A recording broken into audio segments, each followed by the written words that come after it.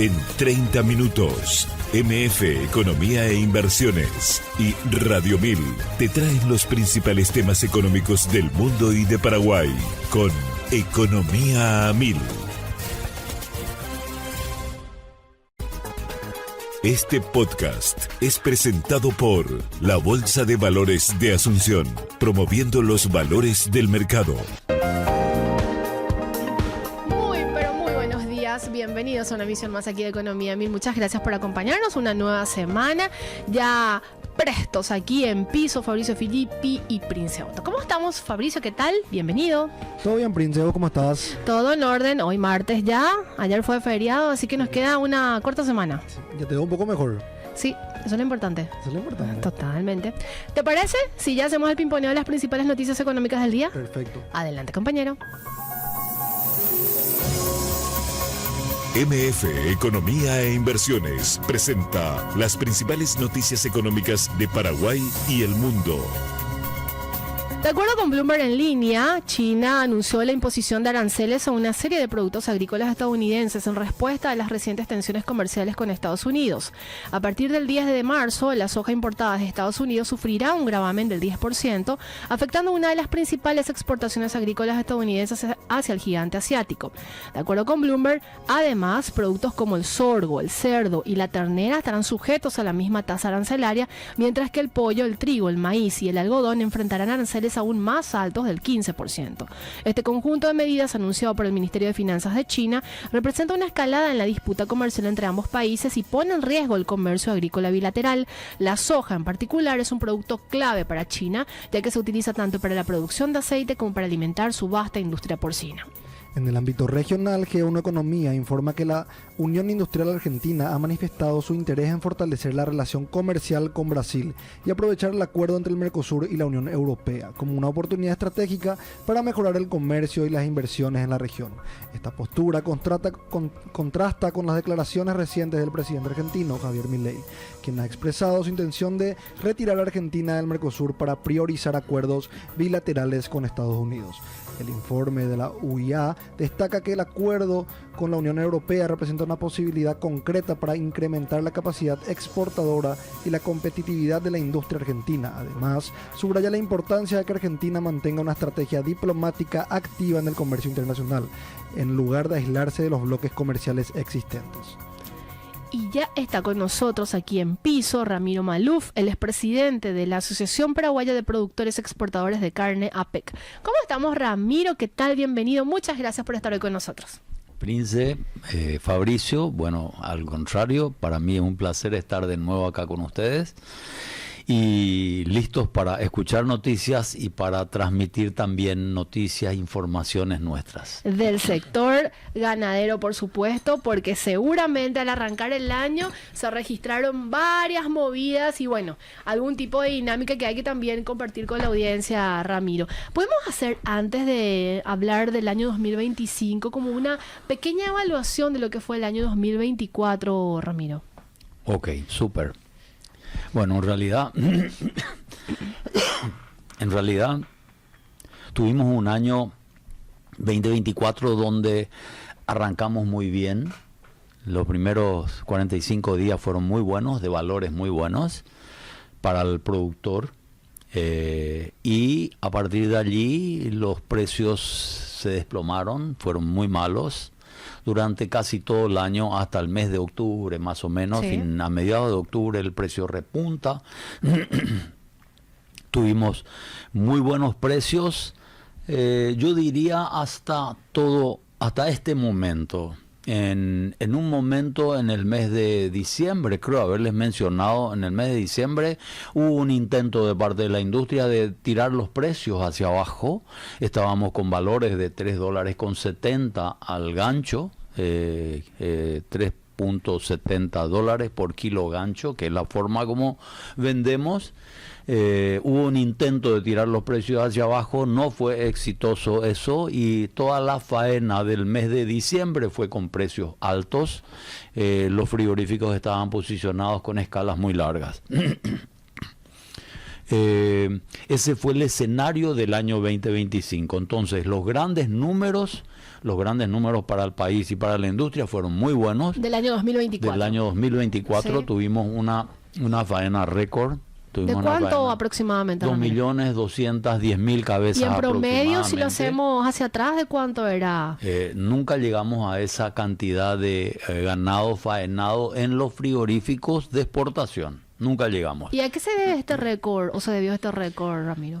Varias razones. Sí. Primero, el mundo está de fiesta. El mercado internacional está extremadamente demandante.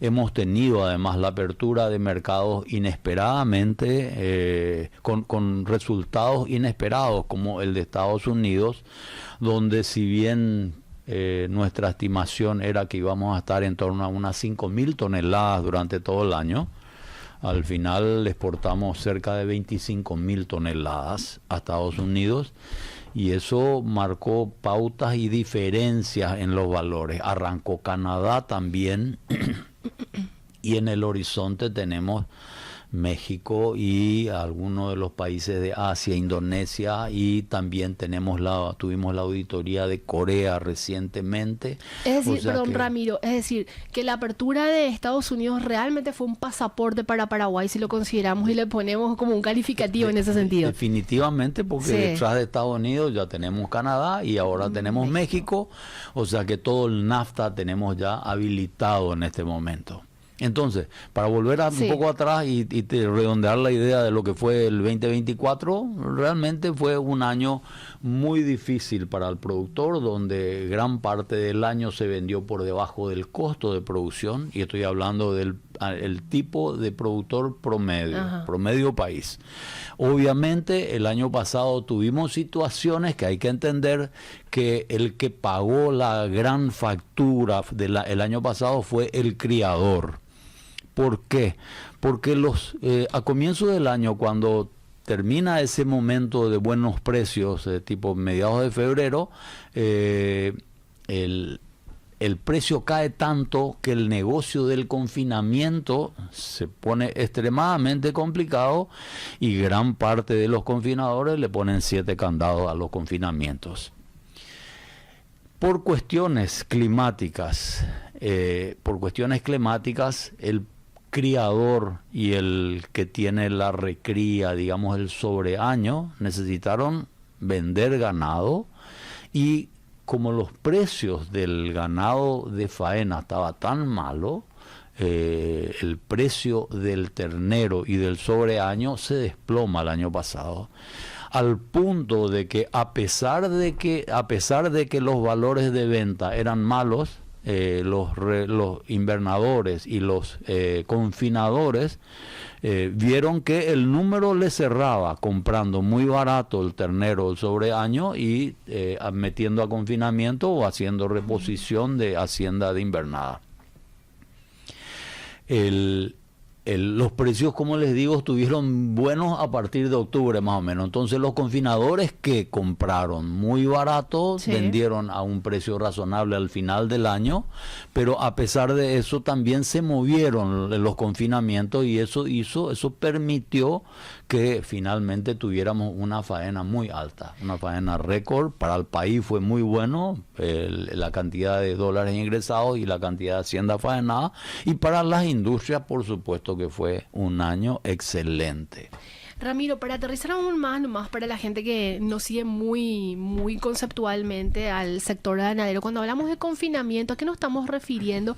Porque también el sector ganadero tiene varias cadenas que obviamente van cumpliendo un papel muy importante, que no es solamente el productor, sino también tiene otros pasos previos a llegar a lo que sería la industria y sobre todo a lo que es la góndola, ¿verdad?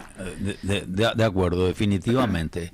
El primer eslabón de la cadena, digamos que es el criador, el que cría el ternero, el que tiene las vacas, que tiene los vientres, que entora, las vacas gestan y arranca con el nacimiento del ternero. Así es.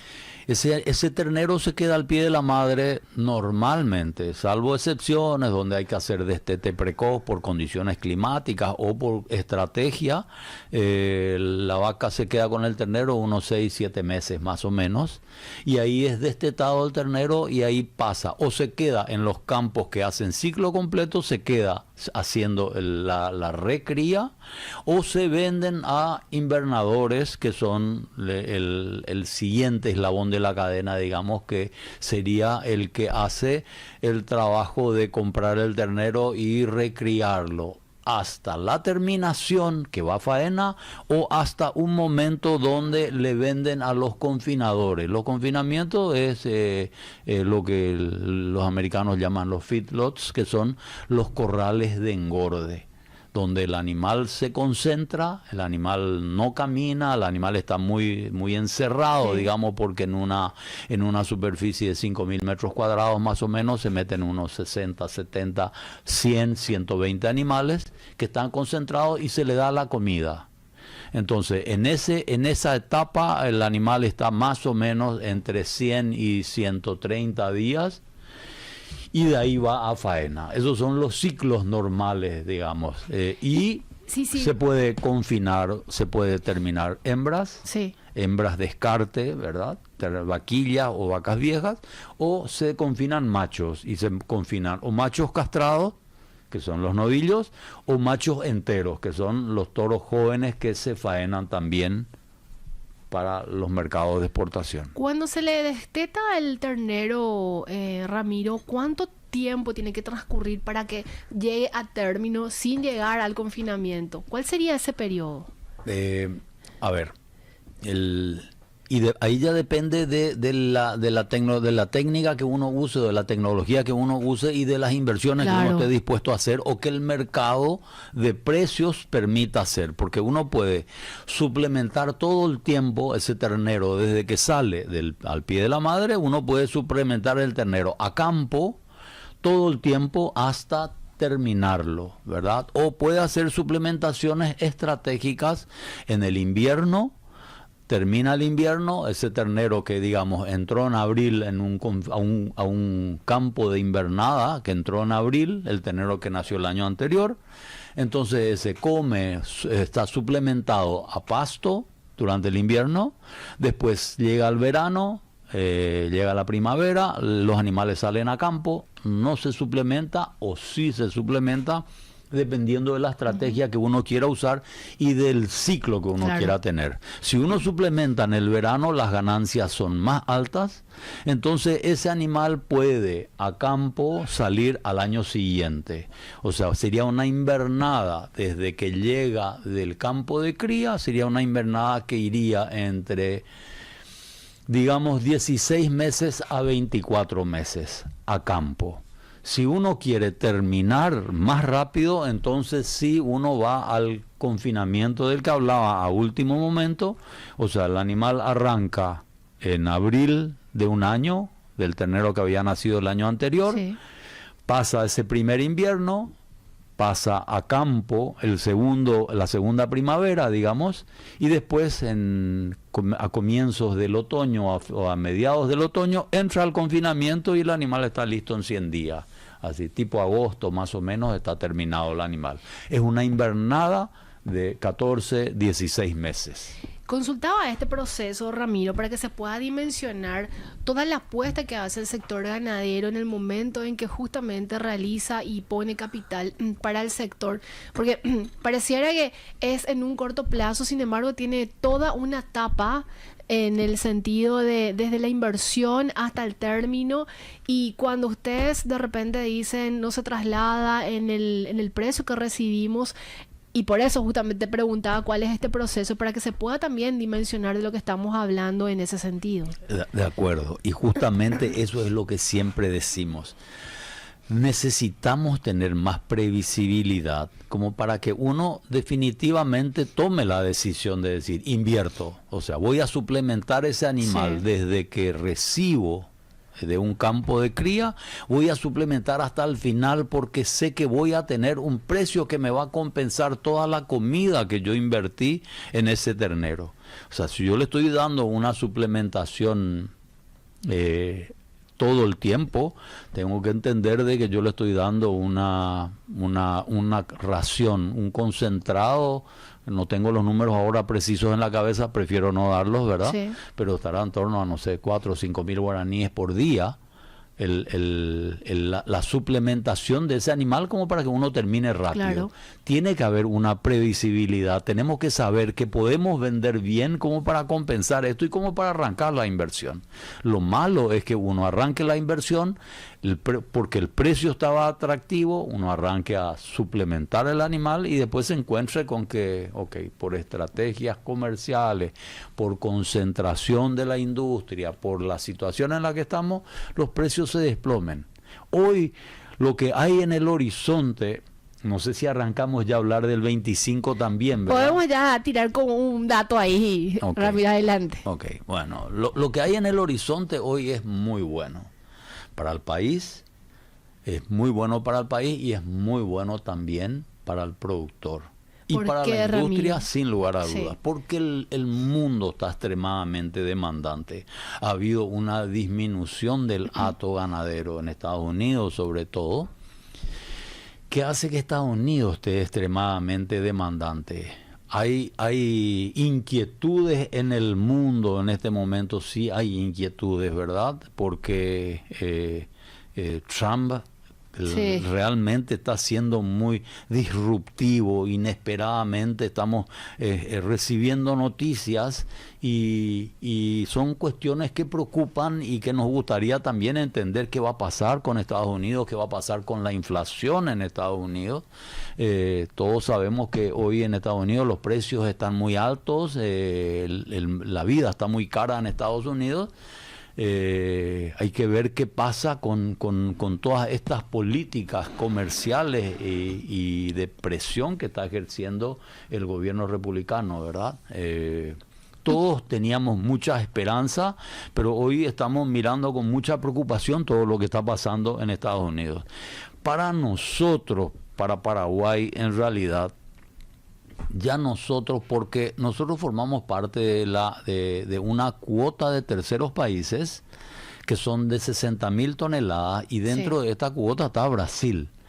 Brasil que acapara esa cuota este año, creo que tenía barcos navegando desde octubre como para llegar el 2 de enero a despacharse en Estados Unidos como parte de la cuota, y creo que la cuota se terminó en el mes de enero. O sea, hoy nosotros estamos exportando a Estados Unidos fuera de cuota y el arancel es 26, creo que es 26 o 26,5%. Eso impacta evidentemente en el costo del sector. Sí, efectivamente, pero al punto de que, como les decía, está tan demandante Estados Unidos que termina compensando. Que igual, a pesar de que tengamos que pagar estos aranceles, Paraguay está pudiendo exportar a Estados Unidos. Y ese es el horizonte que tenemos. Es muy difícil que nos pongan más aranceles aún, además de esto que ya tenemos. Entonces, creemos que no va a ser una cosa muy salvaje o muy disparatada, digamos, de ponernos unos aranceles tan altos que descalifiquen o distorsionen la operación que podamos tener con Estados Unidos. ¿Y el papel de China, Ramiro, en este contexto de alta incertidumbre? Y estas discusiones entre China y Estados Unidos son las que están haciendo generar toda esta turbulencia en el resto del mundo. Son las dos potencias económicas porque nosotros no exportamos a China.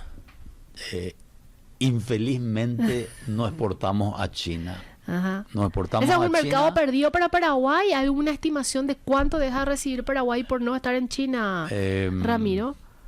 ¿Me hicieron algún tipo de estudio? No tengo hoy la cifra exacta, porque también los valores que China pagaba hace un par de años ya no son tales. Hoy China está extremadamente demandante, a pesar de haber resuelto sus problemas con los cerdos y vuelto a realizar inversiones importantes en en la industria de cerdos y en las granjas de cerdos, igual China se ha vuelto demandante de carne bovina en el mundo. Es el primer consumidor, el importador más grande del mundo de carne bovina, hoy es China.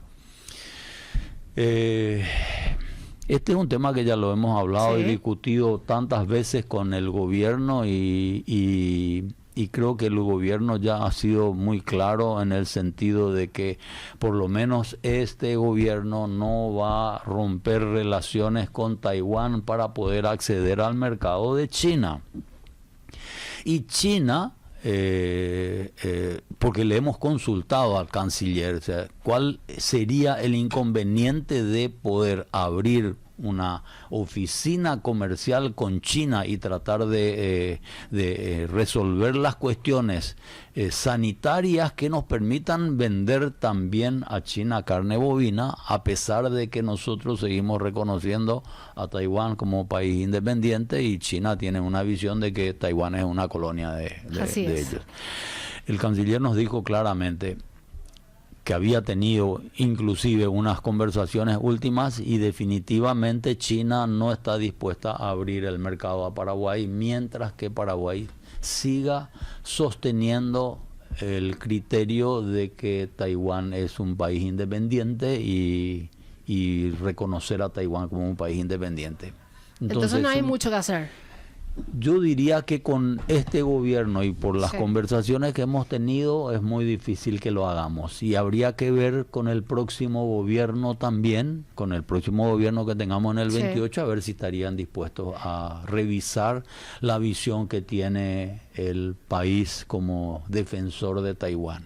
O por lo menos si Paraguay hace este esfuerzo con Taiwán, que sea reconocido por Estados Unidos, porque somos, digamos, el país que Estados Unidos utiliza como para apoyar a Taiwán y que nos reconozcan en el sentido de tener apertura, para los productos paraguayos, y que Taiwán también haga mucho más esfuerzo que el que hace, a pesar de que es en el caso de la carne es el segundo mercado más importante. Nosotros visualizamos como que no es suficiente. El esfuerzo que hace Taiwán para Paraguay no es suficiente para el sacrificio que hace Paraguay por seguir reconociendo a Taiwán y tener bloqueada la posibilidad de negociar con China, donde nuestra balanza comercial es catastrófica, porque importamos 4.500 millones, entendamos que gran parte de esa importación es mercadería de turismo que finalmente va a las ciudades de frontera, pero gran parte, no solamente eso, los agroquímicos se importan de China, todo se importa de China. Hoy en día los vehículos, cada vez está ingresando más vehículos al mercado mundial y a Paraguay por supuesto, y exportamos a China, creo que, no sé, 40 millones de dólares, una cosa así, cueros y alimentos para perros y ese tipo de cosas. Eso es lo que exportamos a China. Entonces es una pena realmente, tenemos una balanza comercial absolutamente desbalanceada. Ramiro, te quedas hasta el final del programa, porque tenemos que seguir explorando sobre todo este tema que dijiste y vamos a retroceder un poco sobre lo que se intentó hacer en el año 2024 de tirar para abajo los precios y tratar de aclarar un poquitito cuál es esta también dinámica de la cadena entre el productor, la industria y finalmente lo que el consumidor termina pagando en las góndolas. ¿Te parece? ¿Cómo no? Seguimos con Ramiro Maluf, presidente de la Asociación Paraguaya de Productores y Exportadores de Carne APEC. Vamos a un corte y a la vuelta tenemos más con Ramiro. Seguís escuchando Economía 1000 y aquí en piso nos sigue acompañando Ramiro Maluf de la PEC, pero antes tenemos que hacer un pimponeo nuevamente de noticias económicas, Fabricio. Así que Ramiro, te pido que nos disculpes un ratito, pero tenemos que cumplir también con el pimponeo de las noticias, ¿te parece? Al contrario, para mí también es interesante escuchar. Gracias. De acuerdo con el portal de ABC, a pesar de los efectos adversos de la sequía en el sector agropecuario, las proyecciones de crecimiento económico para el país se mantienen en 3,8% para este año, luego de haber cerrado en 4% en 2024. De acuerdo con el Ministerio de Economía y Finanzas, hay buenas expectativas para la economía local, ya que el impacto de la sequía ha sido menor de lo previsto. La Agencia de Información Paraguaya informa que el presidente de Paraguay, Santiago Peña, recibió su homólogo alemán, Frank-Walter Steinmeier, en una visita que busca fortalecer la integración económica entre ambos países y avanzar en la transición energética. La comitiva alemana destacó el interés de Paraguay como un socio clave en la producción de energías renovables y en la conservación de la biodiversidad en la región del Chaco, respaldada por el Banco Estatal Alemán. Además, ambos mandatarios coincidieron que la necesidad de ratificar el acuerdo comercial entre el Mercosur y la Unión Europea, el cual representa una oportunidad para ampliar el comercio en una zona de más de 700 millones de habitantes. Y también tenemos el aporte que hace la consultora MF Economía e Inversiones todos los días con el análisis en el diario ABC Fabricio, y en esta ocasión tenemos una publicación, un análisis sobre... El artículo del día de hoy, Prince, se trató sobre cómo las MIPYMES emplean el 75% de los trabajadores y el 60% son microempresas.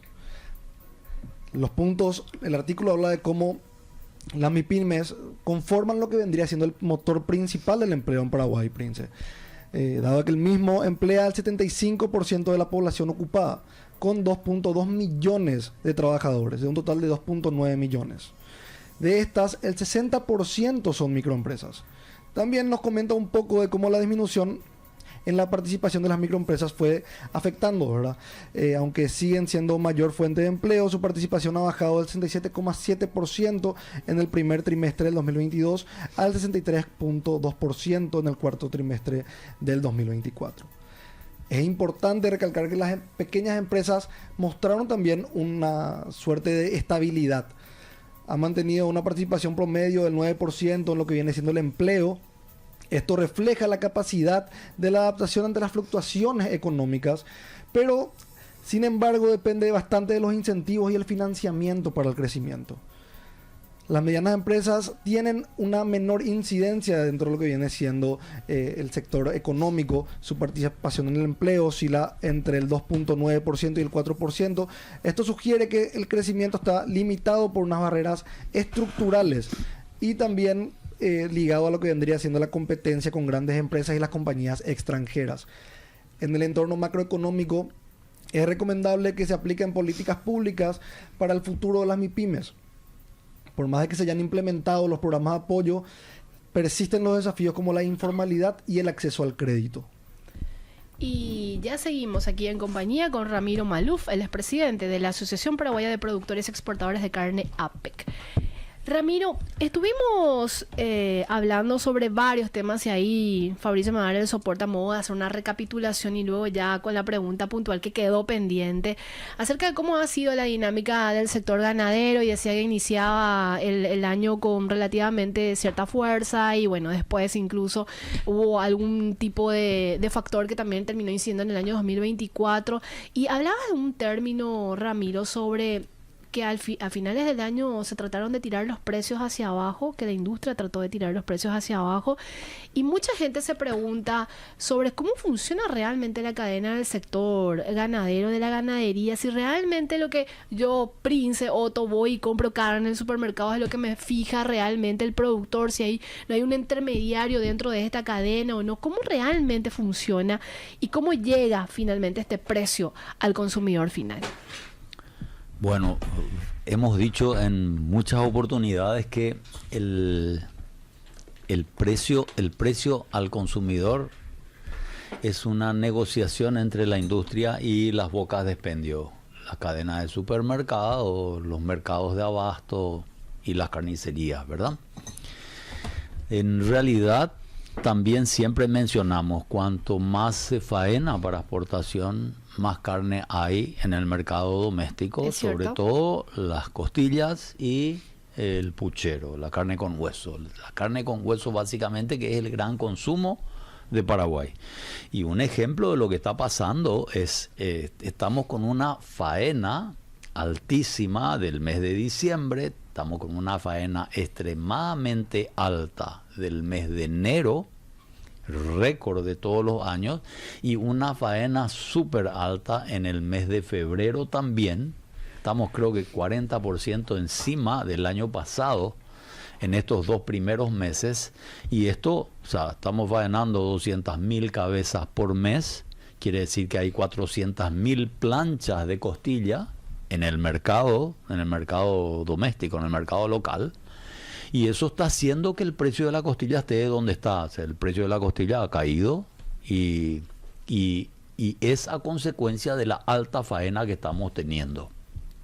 Cuanto más faenamos para exportación, más carne queda en el mercado doméstico. Ahí estamos desmitificando algo que siempre se dice, ¿verdad? Definitivamente, y yo le decía esta mañana también en una entrevista, le decía, manden a la gente a mirar cómo están los precios de las costillas. O sea, no usemos solamente el precio de referencia que tenemos cuando nos vamos a un supermercado premium y queremos comprar una tapa de cuadril, que el precio obviamente está referenciado a los precios que paga Brasil por ese corte, y no tiene mucho sentido para la industria vender en el mercado local a un precio mucho más barato que el que podrían conseguir mandando a Brasil. Entonces, el negocio también está. Una cosa es en el supermercado super premium, y otra cosa es ir a ver cómo está el precio en el mercado de abasto, en el mercado 4, en los lugares donde el precio realmente está referido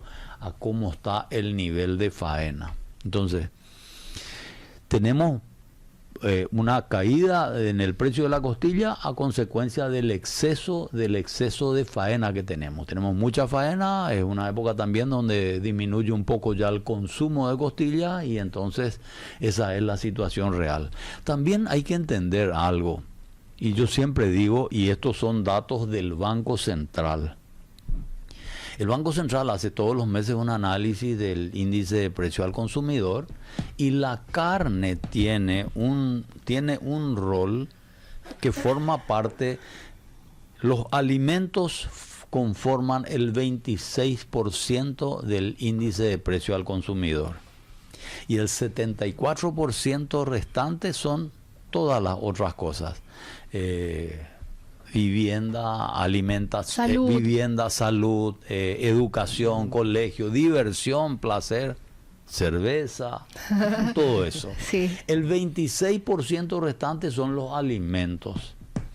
Dentro de los alimentos, solo el 6% es carne. Y el resto, de hasta 26%, es fideo, poroto, harina, aceite, todas las otras cosas. O sea, la carne es solo 6% del 26%, lo que significa algo así como el 2% del total del índice de precio al consumidor. Solo que hay que entender de que nuestros hábitos de consumo de carne, si fuera por eventos de aumento de faenamiento, ¿podría responder a estos eventos, sí, así como hablamos? Definitivamente, sin lugar a dudas, y siempre decimos dos motivos básicamente por el aumento de faena, por el aumento de oferta, por un no tenga espacio en los campos y tenga que venderse más ganado, que es lo que también está ocurriendo. Entonces son los dos factores medio, ¿verdad? Entonces seguimos con precios altos internacionalmente, que hace que uno diga, bueno, ¿y cuál es el motivo? Nada, sí. El motivo es generar más rentabilidad en las industrias. Que no se refleja, este precio no se refleja en lo que viene siendo el mercado. No permea al productor. Sí. No permea al productor, y lastimosamente esto desincentiva a la producción, y esto a largo plazo va a generar que el rebaño vaya disminuyendo, que como es tan atractivo el negocio de la industria, se vengan nuevas industrias al mercado, que a la larga va a terminar afectando también a la industria. Va a terminar afectando, la disminución del hato afecta finalmente al país también, porque exportamos menos, y a la industria porque le va a faltar materia prima, y en un aumento de cantidad de plantas va a haber una puja más grande por el ganado, que va a hacer que el precio sea más razonable. Entonces son ciclos que tenemos que entender, de que si la industria no visualiza de esta manera al final va a tener que pagar también la factura la industria. Parece que te iba a quitar la pregunta adelante. Entrándonos un poco a lo que vendría siendo el sector de industria, ¿verdad? Sí. ¿Se podría hablar de una concentración? Y tenemos un tablero de control que nos permite visualizar cómo está el ritmo de faena de cada una de las industrias. Hacemos con esta concentración donde 2 empresas que manejan 3 frigoríficos cada uno más. Y ahí está la nueva planta de Victoria que está faenando bastante bien y que está acercándose ya también a los porcentajes de faena que tienen las otras industrias. Ese es realmente el índice de concentración se mantiene alto. El índice de concentración está en el HHI, está alrededor de 2.400 y eso sigue siendo así desde que ocurrió aquella concentración, aquella venta de los frigoríficos de JBS a Minerva. En ese momento es que aumenta la concentración y fue manteniéndose durante todo este tiempo. Para contextualizar un poco más para que la audiencia comprenda lo que vendría siendo el índice de concentración, vos hablaste de 2.000, aproximadamente un valor de 2.000. 2.400. 2.400. Sí. Bueno, esto realmente se considera que esto es una concentración, dado que el índice calcula valores de 0 para arriba. Sí.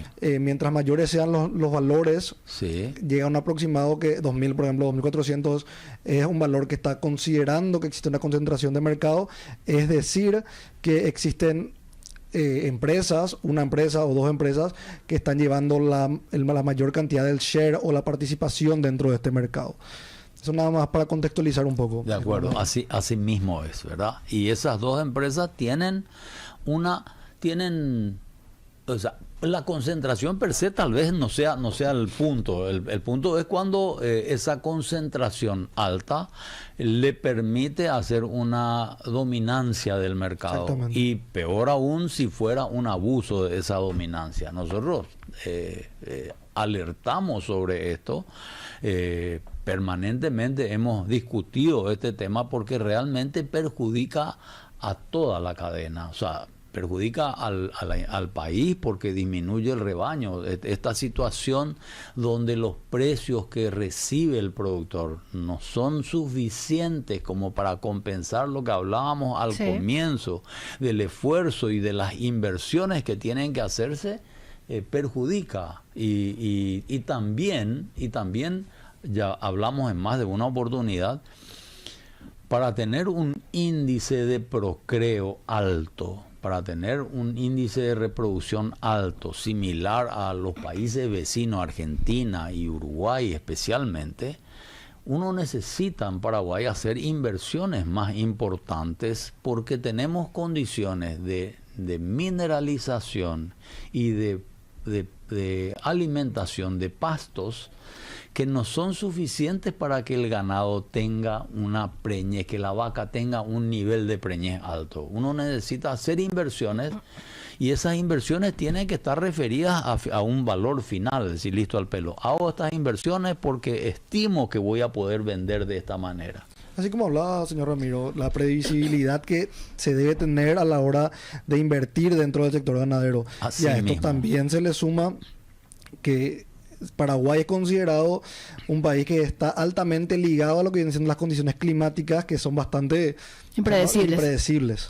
Así es. Además, por el tipo de pasto que tenemos en Paraguay, sobre todo en la región oriental, que es donde está el mayor porcentaje del rebaño de vacas de Paraguay. O sea, tenemos 1 millón de vacas que están en el Chaco Central, en el Alto Chaco, donde el nivel de mineralización y el nivel de proteínas en el pasto es muy alto. Pero tenemos el resto, o sea, hay 5 millones de vacas, creo que hay 3 millones de vacas que están en la región oriental, y esas vacas en la región oriental están en los campos más marginales. O sea, hoy cada vez se está, digamos, desplazando a la ganadería a los campos más marginales, y los campos que tienen otro potencial que no sea el de producir carne solamente, se están yendo a eso.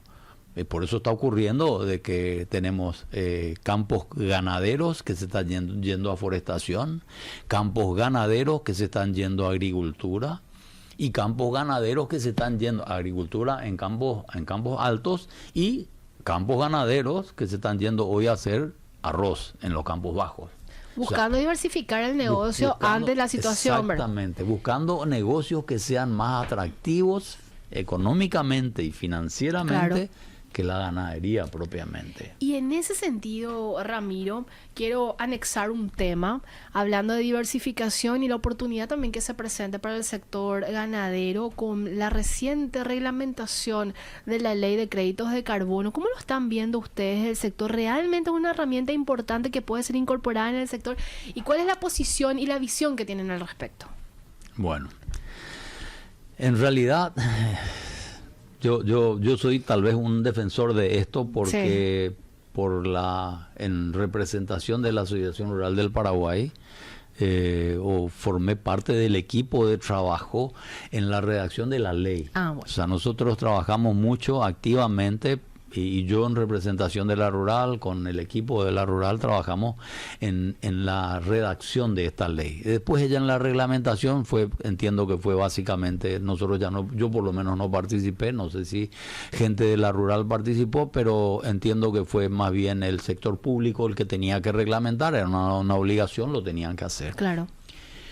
Este es un negocio que existe en el mundo. Es cierto. O sea, y yo no quisiera, ni siquiera no quisiera discutir si efectivamente es válido esto, si esto va a cambiar lo que está ocurriendo con el cambio climático o no, ¿verdad? Porque yo tengo una visión que soy muy objetivo en este sentido de que el ser humano tiene una participación muy pequeña en lo que significa el cambio climático y el aumento de temperatura que tenemos en el mundo.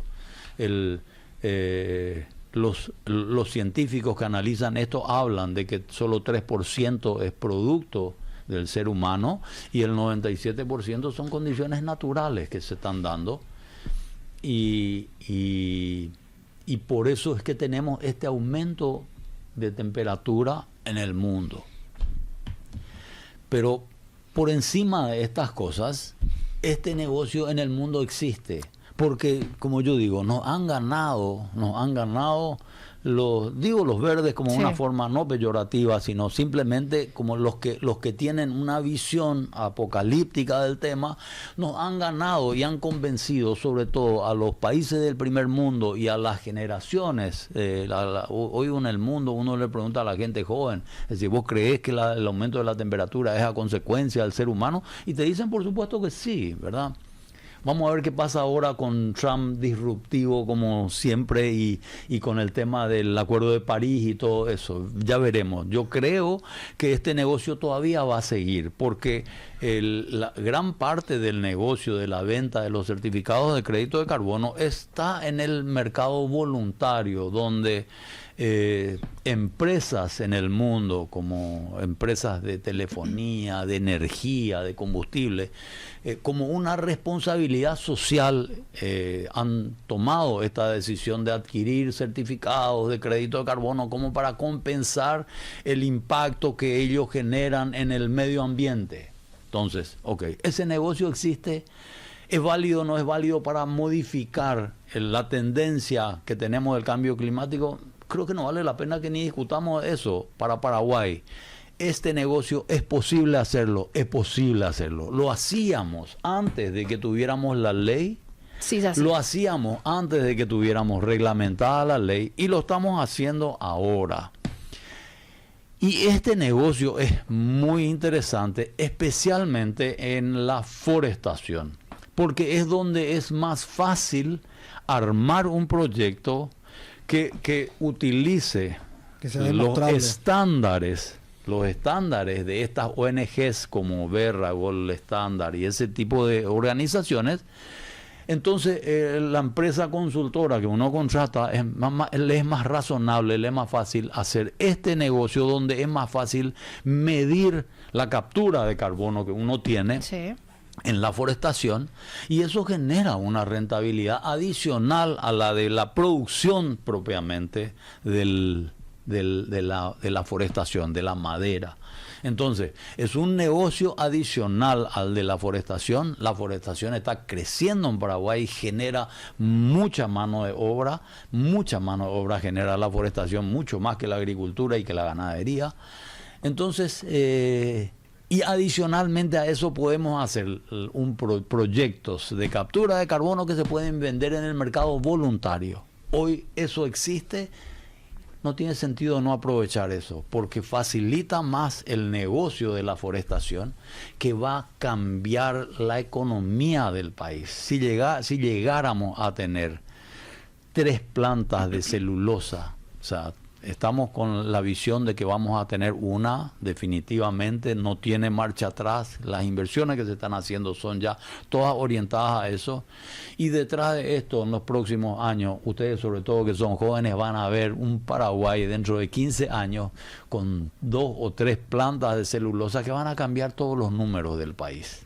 Esa es la realidad. Rami, a mí me quedaron pendientes muchísimas consultas y me gustaría ir como cerrando este tema puntual de los créditos de carbono en el siguiente sentido.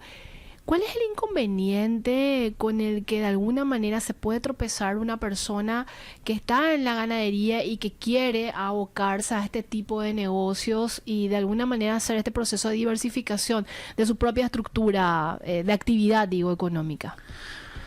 Bueno, como yo les decía, lo más fácil para armar un proyecto de que termine generando certificados de crédito de carbono es hacer un proyecto de reforestación. Otros proyectos como la evitación, sí, o proyectos en los bosques nativos de la región occidental son más difíciles de armar. O sea, a las consultoras les cuesta mucho más armar un proyecto de esa naturaleza que el de la captura de carbono que genera la forestación. La forestación se mide la producción basada en esa medición se calcula cuántas toneladas de captura de carbono hace y en función a eso se calcula cuántas toneladas tienen que quedar en la propiedad, en el establecimiento y cuántas son las que pueden generar los certificados que finalmente se venden. Es un tema difícil, no es un tema fácil. Los costos para llegar a completar un proyecto son caros. Lo ideal sería que puedan organizarse en pools de productores que puedan hacer esto. Hay países donde esto está apoyado por los gobiernos para que los productores puedan hacer la captura de carbono y vender los certificados. Perú creo que es uno de ellos. Sí. Entonces, ese puede ser un camino, o sea, armar de alguna manera grupos de productores que puedan hacer proyectos que les permitan esto. Lo más fácil es esto, lo otro es más difícil, es posible hacerlo, pero es mucho más complicado. Y son costosos estos proyectos, entonces también hay que entender eso. Ramiro, con esta pregunta sí ya te dejamos ir. A modo de remarcar, ¿cómo están esperando? ¿Cuáles son las perspectivas que tienen para el sector ganadero en su conjunto como avance y cierre del año 2025? Quiero incorporarlo. Adelante. ¿Qué mensaje también le podría dar a los productores del país para que puedan afrontar de repente los desafíos actuales que sean dentro del sector y cómo aprovechar las oportunidades dentro del mercado? Bueno. 4 por ahí te tiramos. No sé si va a dar el tiempo, pero bueno nos arriesgamos. Nosotros visualizamos, nosotros estamos mirando permanentemente porque finalmente la PEC está orientada a este tema, al tema del negocio, al tema comercial, a ver cómo son las exportaciones. Y nosotros inclusive hemos de alguna manera cuando no vemos condiciones en el mercado internacional que hagan que la industria necesite ajustar los precios hacia abajo, nosotros también somos muy duros y críticos en el sentido de decirle a los productores, miren, no vendan en este momento, no malvendan su ganado, hagan el esfuerzo de vender bien el ganado, porque no hay nada en el horizonte que haga entender de que los precios deberían bajar. Y esa es una situación actual, ¿verdad? Ahora en el mes de febrero, cuando arrancó la vacunación, las industrias estaban posicionadas otra vez con escalas largas y tiraron los precios hacia abajo, los precios bajaron. nosotros visualizábamos que no iban a poder aguantar las industrias con esos precios y que iban a tener que alzar de vuelta los precios, que finalmente es lo que está ocurriendo. Han vuelto a ajustar los precios hacia arriba porque la idea de tirar los precios hacia abajo no era razonable. Y no es razonable porque para todas las industrias el mercado internacional está demandante y entonces no hay mucho ganado, no hay mucho más ganado del que estamos teniendo, porque se ha vendido mucho en diciembre, enero y febrero, y esto va a impactar en la cantidad, en el volumen de hacienda. Entonces, cuando las industrias tiran los precios hacia abajo, los productores también tienen que hacer cosas parecidas. No, tienen que aguantar si es que pueden y tienen que esperar o negociar de la mejor manera posible el ganado. Ramiro, como siempre, un gusto tenerte en el programa. Que tengas un excelente martes. Súper. Y como les digo, tenemos un 2025 bueno. El horizonte es bueno. No hay nada que nos haga presumir que los precios deberían estar mal. Creemos que los precios tendrían que estar bien. Esperemos que así sea. Ramiro, que tengas un lindo día. Gracias. A ustedes también. Estuvimos con Ramiro Maluf, presidente de la Asociación Paraguaya de Productores y Exportadores de Carne. APEC. Nos vamos despidiendo, Fabricio. Nos reencontramos mañana puntualmente a las 11. Así es. Me confirman desde el Banco Central del Paraguay que vamos a tener un contacto mañana con el presidente Carlos Carvalho, así que vamos a hablar un poco sobre coyuntura y sobre la última colocación de los bonos soberanos de Paraguay, que fue muy histórico porque lo hizo en un volumen muy importante cuando estamos hablando de la moneda nacional, y vamos a también abordar este tipo de temas con Carvalho. Antes de despedirnos, Prince, te quiero desear un feliz cumpleaños. Gracias. Hoy está de cumpleaños. Sí, hoy es mi cumpleaños, José Manuel. No me pusiste ahí feliz cumpleaños ni nada, la cancioncita. Pero bueno. Un feliz cumpleaños, Prince. Que pases súper bien y los mejores deseos por vos. Muchas gracias. Pero mi regalo, yo siempre quiero recibir regalos, Fabricio. Te consta. Bueno, nos despedimos. Que tengan un excelente martes. Feliz. Este podcast es presentado por la Bolsa de Valores de Asunción, promoviendo los valores del mercado.